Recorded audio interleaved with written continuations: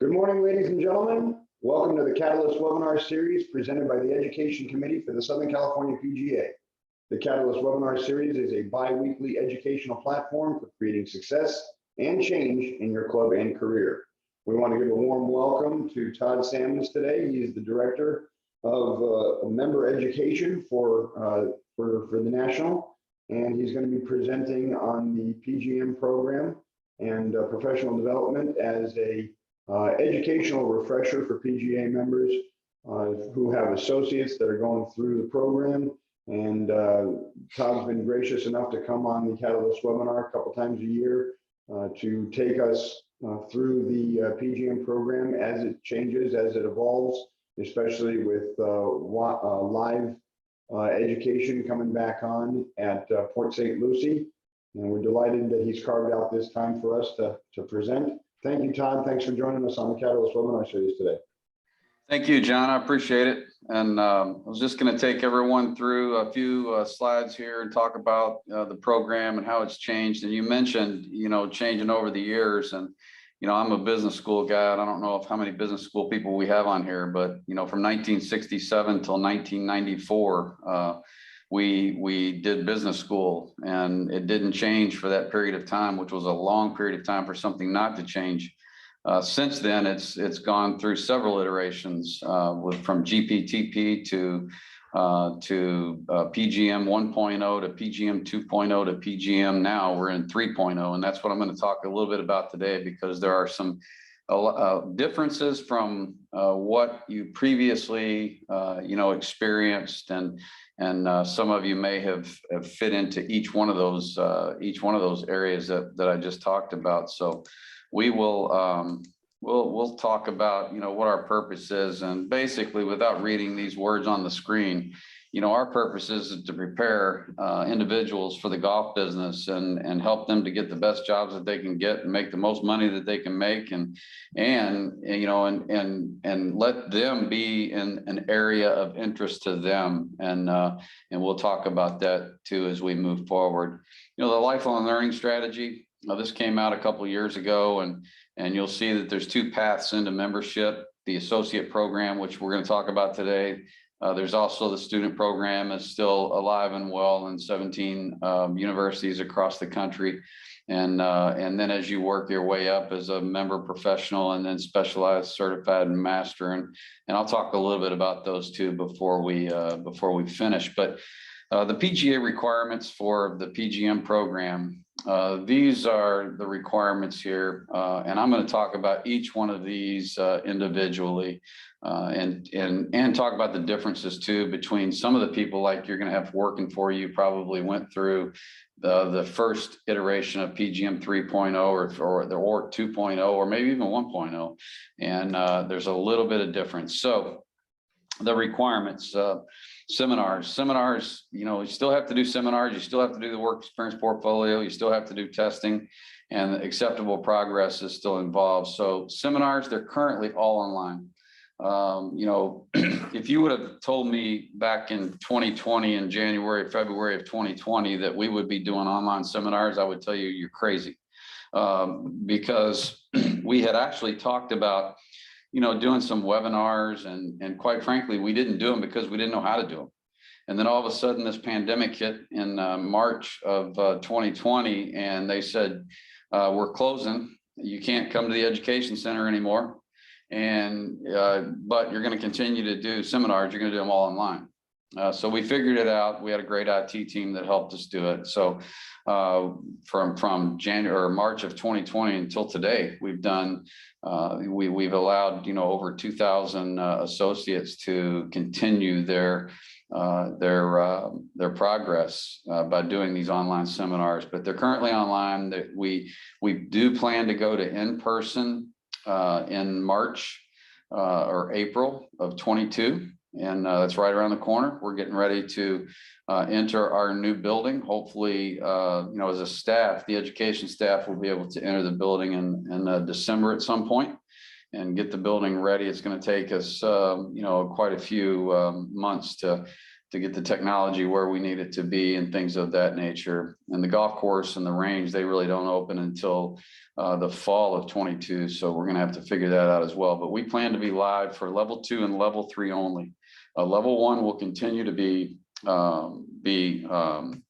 virtual as we go forward. And that's one of the decisions that the national board has made, that we'll continue to do level 1 virtually. It's been so successful that most of the associates that go through it actually love it.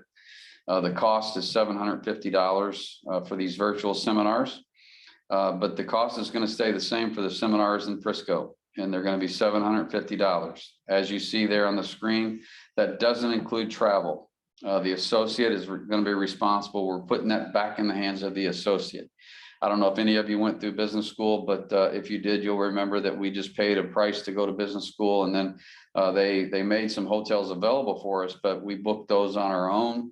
We could go get the dive of a hotel for a lot less cheaper than where they were meeting. So we decided to put that back into the hands of the associate and let them choose, where they want to stay. And they might have relatives in this area that they could stay with. So that's one of the decisions that we made. $750 for the seminar, but they'll have to take care of their travel and lodging themselves. Work experience portfolio. The only difference in the work experience portfolio from PGM 2.0 to 3.0 is that if you are unsuccessful, if an associate is unsuccessful in when they turn it in and it gets sent back, they have to wait 30 days before they can resubmit it. We want them to, take the time to learn more about what it is that they didn't do right, and correct it, complete it, send it back in 30 days. Testing, big difference in testing is we now publish all of our test questions. So when a person signs up for the level, they get access to every test question that we have. The good news is they get access to the test questions. The bad news is they get access to the test questions. And what I mean by that is that we publish all of them. We don't ask all of them on an exam, but we publish all of the test questions that we have in our banks. So there's 500 or 600 test questions that we publish in level 1 alone. Well, we only ask 125 in facility management and 90 in teaching and coaching. And the test questions aren't exactly the same. We don't put the answers on there. We don't put, if it's a multiple choice question on the test, we don't put, A, B, C, and D on the on this document that they get where we do publish them.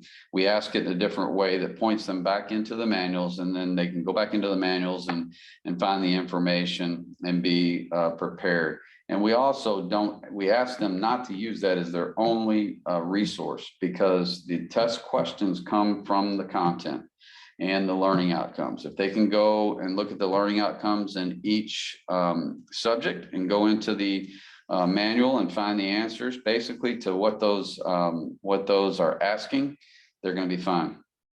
If they are unsuccessful, they have to wait 30 days. And they have to wait 30 days to test again. We want them to use that time to get better. We have found in 2.0 that people were taking tests over and over and over again as quick as they could take them. And basically what they were doing was memorizing the answers to the questions, and they weren't learning anything. So they have to wait 30 days on the testing. Acceptable progress right now is a little different than what it has been in the past. It's now, because of COVID, we've given 3 years for each for level 1 and level 2. If you don't complete level 1, level 2 in 3 years, you become suspended. If you don't complete that same level in 5 years, you become terminated. Terminated just means you're 5 years behind. It doesn't mean we throw you out of the program. And then you have 9 years to complete the program, as opposed to what it used to be at 8 years. So if we look at the Q level access is $200. There's 5 courses in the Q level: Intro to PGA, PGM, Rules, Career Enhancement, History, and PGA Constitution and Bylaws. There are no questions on the exam related to the history document. There is history within the PGA Constitution that we ask questions about, but there's a history document course in there that there are no questions on that history, on that particular part of the history. Career enhancement, I put resume there. They are required to upload a resume to their education portal before they're able to test. So and that's pretty self-explanatory, and they'll see that. The testing, we've really reduced the cost of testing. We've gone all online. So we work with a company called Examity. They actually, the associate goes through their education portal to register for the exam. And when they register for the exam, they're registering and paying Examity. We don't collect any money. They pay $15 for this. They pay anywhere from $15 to $21 for an exam, depending on how long the exam is. This one happens to be 65 questions, and over those 4 areas: intro to PGA, PGM, rules, career enhancement, and PGA Constitution and bylaws. Excuse me. Level 1, access to level 1 is $560. Level 1 is the same for everyone. Seminar fee, again, $750. There's 3 days of facility management and 2 days of teaching and coaching. It's a 5-day seminar. The work experience portfolio they have to complete, and then once they complete that, they do the testing. There's 2 tests in level 1 now instead of as opposed to in 2.0, I think there were 5. So there's a facility management test and a teaching and coaching test. And you can see the difference in the cost there. The facility management test has 125 questions, and that's a $21 test. The teaching and coaching has 90 questions, and that's a $15 test. What I will tell you too is the work experience portfolio in 2.0, you didn't have access to the work experience portfolio until you attended seminars. In 3.0, you have it the day you get that level, you pay for that level 1 access, you have access to your work experience portfolio. You can, the associate can complete whatever they want to complete. We don't recommend that they complete a whole lot, because there are work experience activities that coincide with the case studies, and we go over those case studies in the seminar, and we actually answer a lot of the questions in that work experience portfolio in that facility management 3-day deal. So we don't recommend that that they go through that too quickly. Complete. So in level 2, access is $350. Here's the big difference between 3.0 and 2.0. In level 2, they must choose a career path of which to complete levels 2 and level 3. So the 3 career paths are golf operations. That's what we've been doing for 100 years. And if they, I tell them in level 1, if they want to pursue being a head golf professional, running the golf shop, then golf operations is their best bet. They can still teach. That's not, as you know, a lot of you are head golf professionals. You're in the golf operations path, and you still teach a lot, so they can still do that.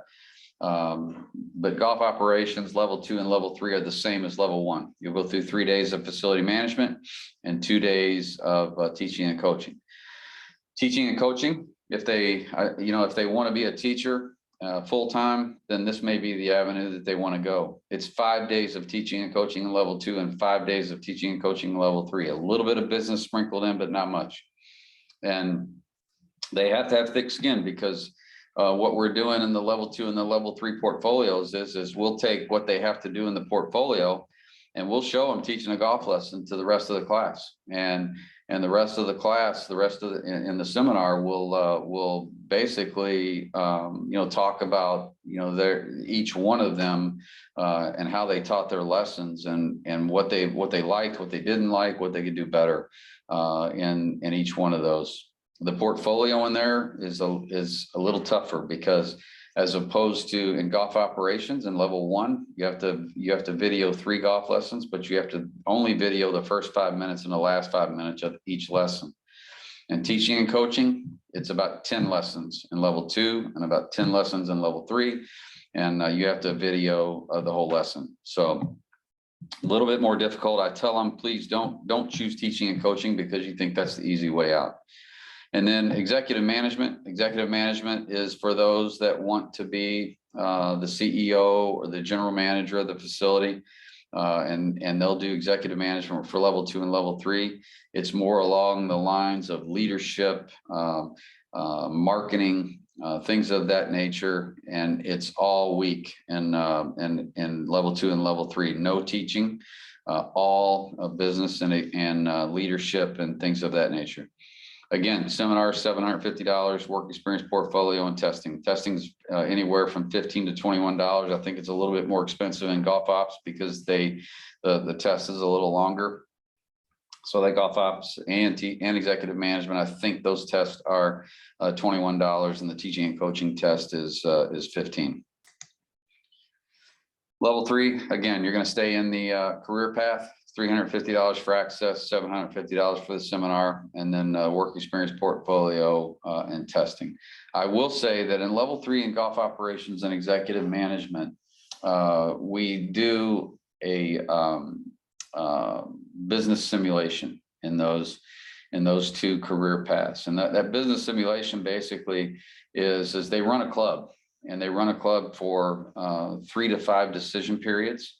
And they make decisions based on executive management is, a lot of food and beverage and the whole facility. You take that into account when you're making these decisions. You work in teams, and we calculate the results and go through the results. It's all web-based, and it's been a very good experience. The comments that we've gotten back is that wow, we haven't done anything like this since we were in college, and even in the college environment, we didn't get this in depth, and it was more spread out, over their experience in college. But this one is a 1-day deal, 1 to 2 day deal in each one of these areas.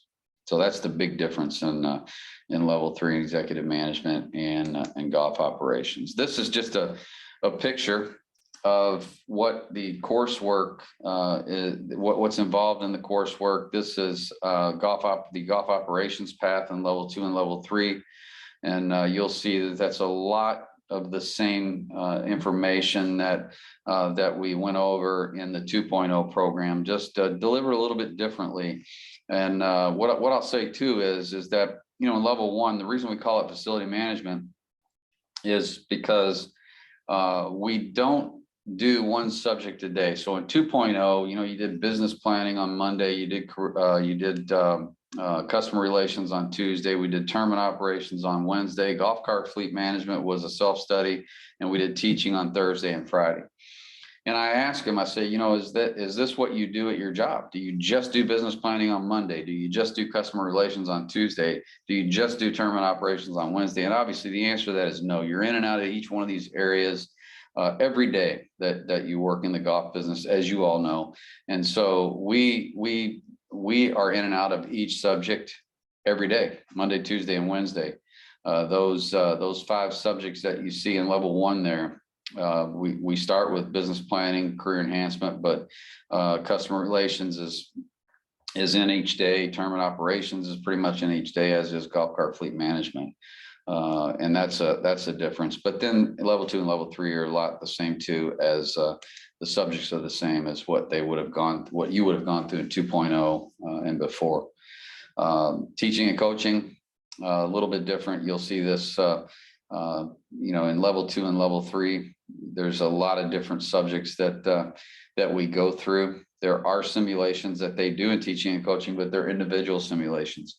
And it's a teaching business simulation in level 2, and marketing a teaching business in level 3. So a lot of different things there. And then in executive management, as you'll see, as I described earlier, when you look at level 2 and level 3, the subjects are basically the same: department operations, organizational development, leadership and human resources, strategic business planning, and marketing. It's just at a higher level in level 3 than it was in level 2, but no teaching in level 2 and level 3. Level 1's the same.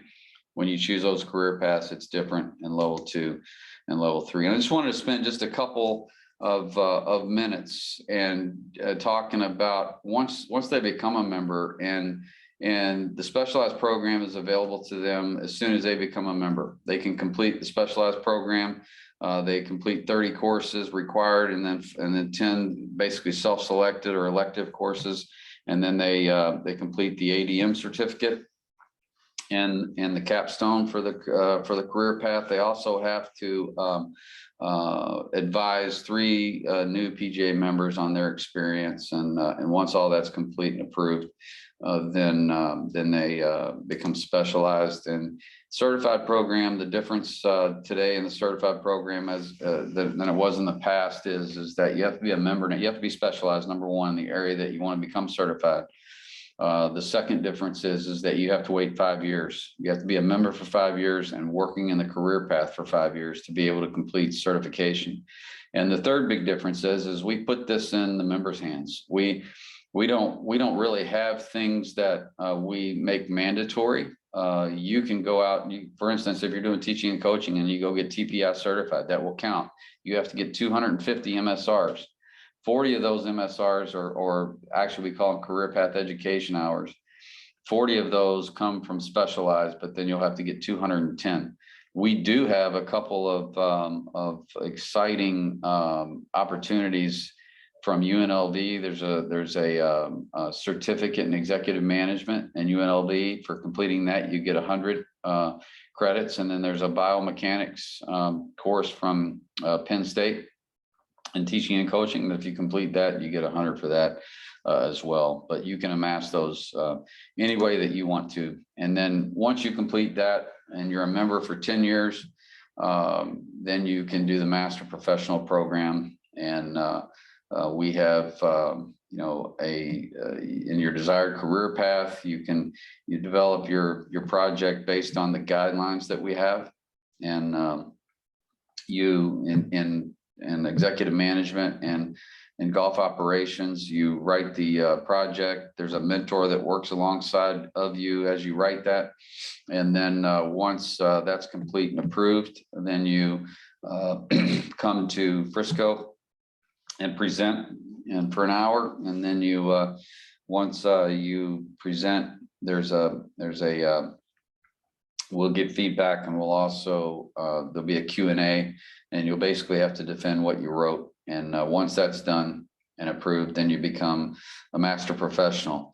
If you're in teaching and coaching, there's an additional step. You have to go outside and teach a golf lesson to somebody that we choose, and you're evaluated on that. Once that's all approved, then you become a master professional in that area.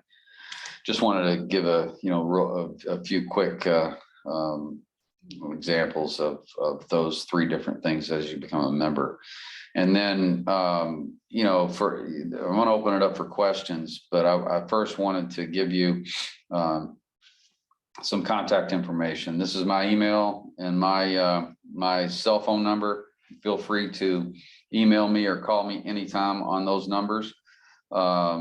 There's the mentor line number that's available to members or associates. And that number's there with the option 6. There's a mentor email for PGA, PGM.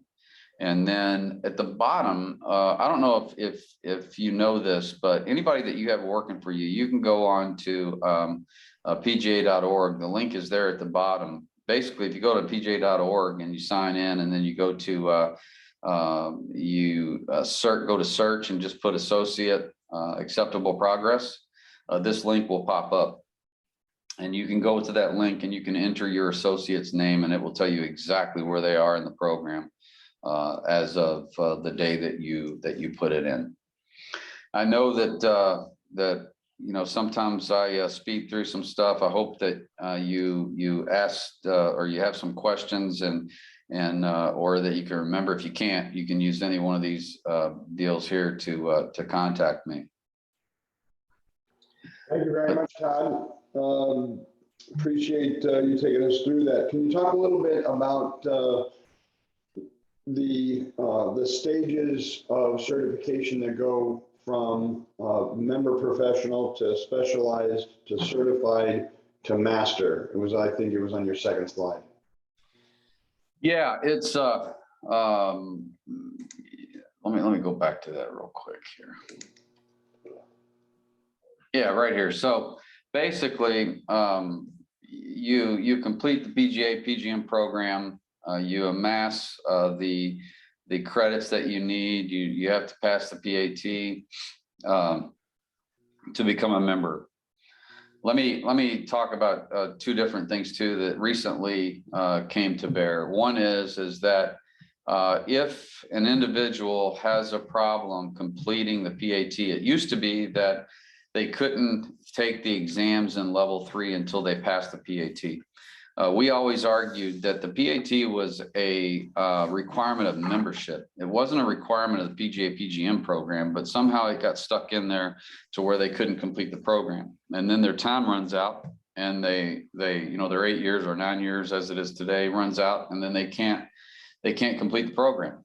So what they did was they separated that PAT.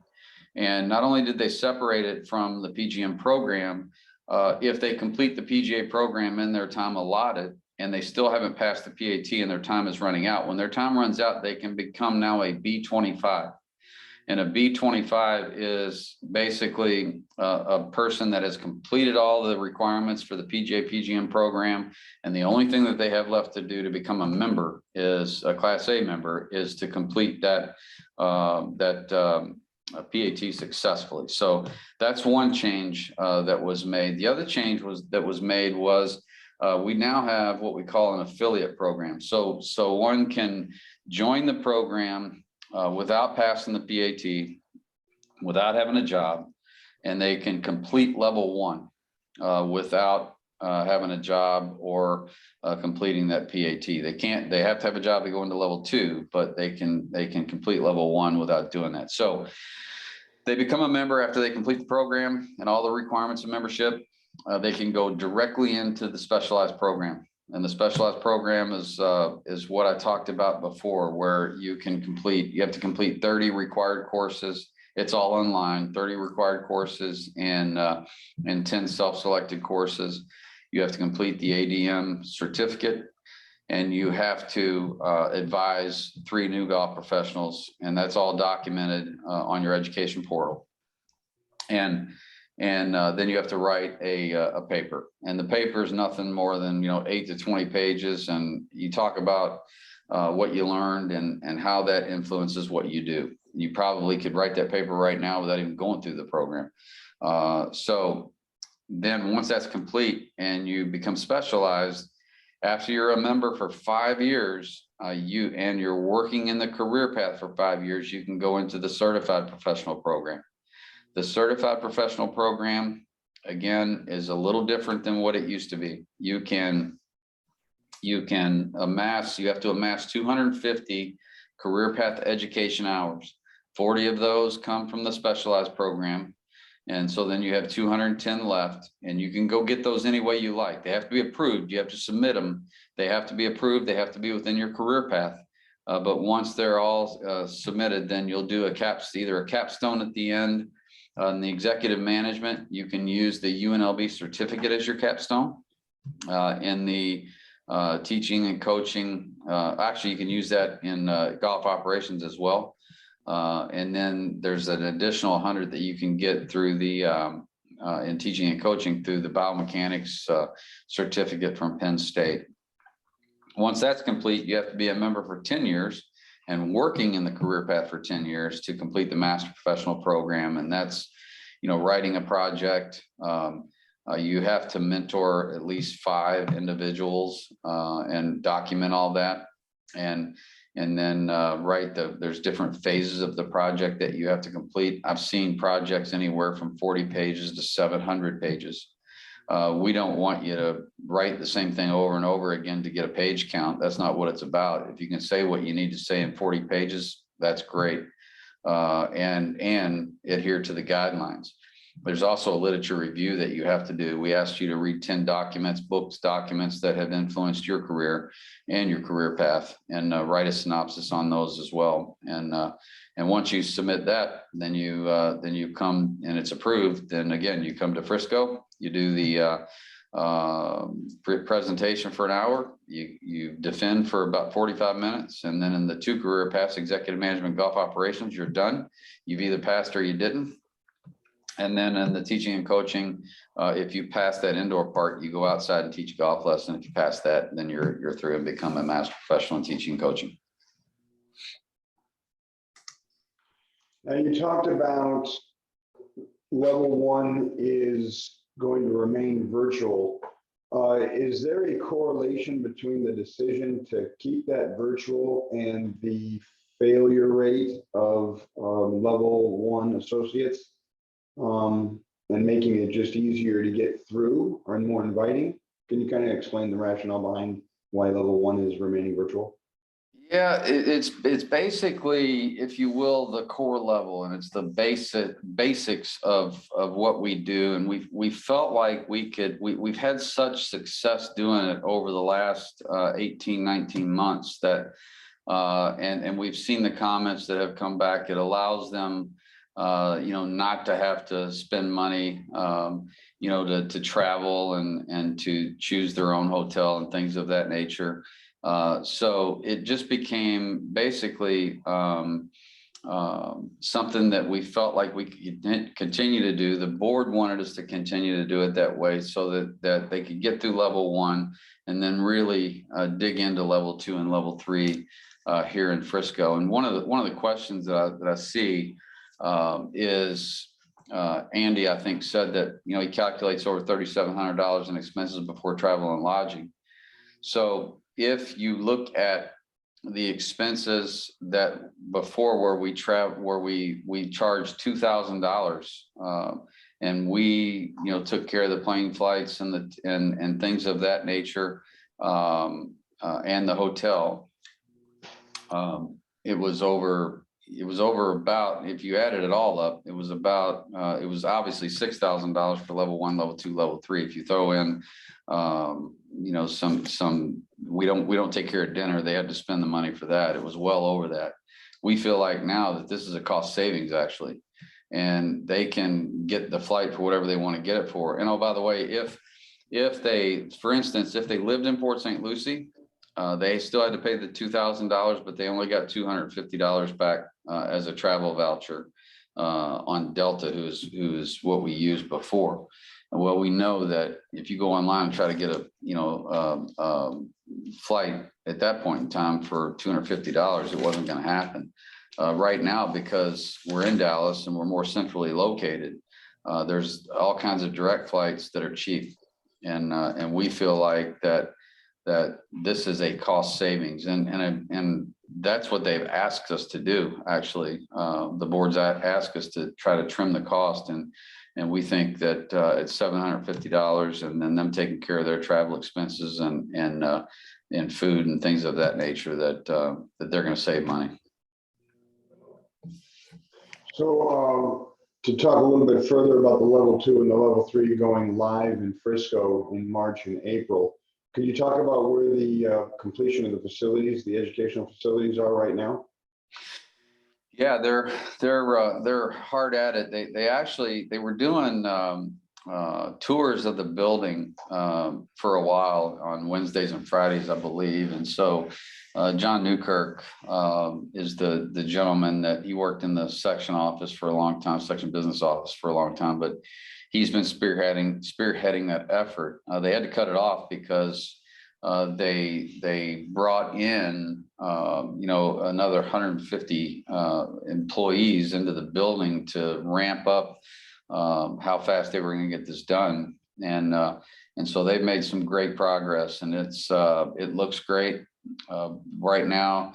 I think they've got about another month to go to fill, to finish basically the infrastructure, and then once that's finished, then we're going in with and having our vendors come in and put the technology that we need into the building on our end. And there's other departments obviously that have to fill up their areas as well. So that's going to take us some time. They wanted to give us 45 days before we need 45 days before we can ever have anybody in the building.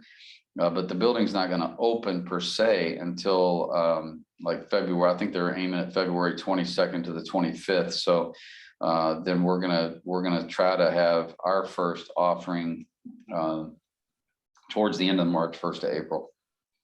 but they're making great progress on the building. And the golf course looks fabulous. I mean, I went on a tour with Roger Muir, who's, the superintendent over all of it. And, and you could have played it. Actually, they've run people off. There's been people that have parked their cars along the side of the road and just jumped out and started playing. And they've had to go kind of run them off because they're just trying to do the right thing, have it grow in, make it look great. The fairways right now look like carpet, and they're due to open in October. The range was kind of the last thing that they seeded, and they've seeded that. They've got, for us, I mean, we've got our own outside tee, which is great. We're on the opposite end of the range from the public. The North Texas section has a spot there as well. They're building a building close to ours, and they have a tee, and the high schools in the area are going to be able to come out and utilize it. But it's all looking really, really good. But man, they want to make sure that when we open that place, that it's just going to be A1 top notch and ready to go. The building is almost there. Golf courses are there too, but it's going to be in the falls, what I understand, fall of 22 before they open. Fantastic. Well, Todd, on behalf of the Education Committee for the Southern California PGA, I want to thank you for your time and coming on the Catalyst webinar and presenting this morning.